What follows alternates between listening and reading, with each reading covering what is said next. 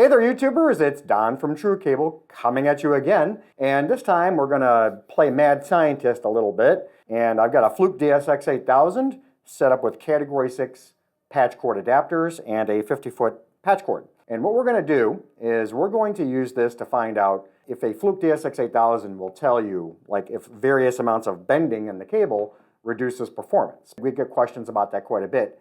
How do you identify if a cable's got too much of a bend? The patch cord adapters specifically measure crosstalk and return loss, and according to the component standard, that's what they're supposed to measure. So if by bending the cable excessively it causes issues, well, at least on a quick snapshot test, we'll be able to tell.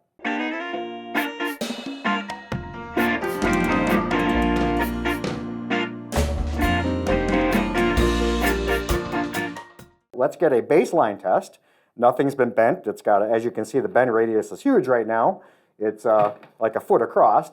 So we're going to go ahead and actually hit test. And we'll say we'll get green. Okay, so there was ding, ding, dings like that, mean that it passed, which we expected it to. The crosstalk result is 6.1 and the return loss is 2.7. So what we're going to do now is bend the cable at more and more angle and keep hitting test and see if those numbers go down.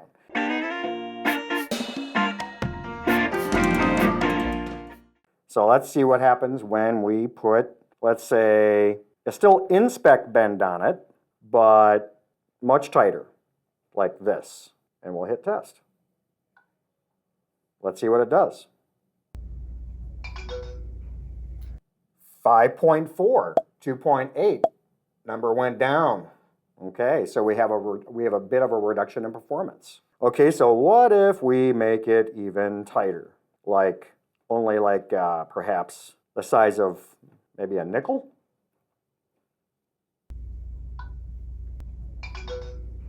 .3, 2.9, so the number is going down little by little by little. Now, what if we make it the size of, oh, I don't know, smaller than a penny?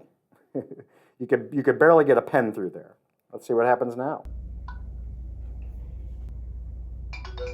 5.2, 3.0. So let's try a nice good hard kink in this cable. We're just going to give it a good kink, like so. I think we can all agree, you generally speaking should not do this.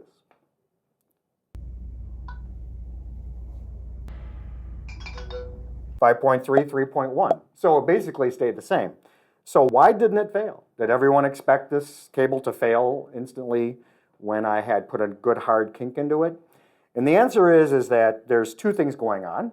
The first is that the Fluke DSX-8000 is doing a snapshot test. It only takes several seconds. So it's not showing you performance or cable issues over time.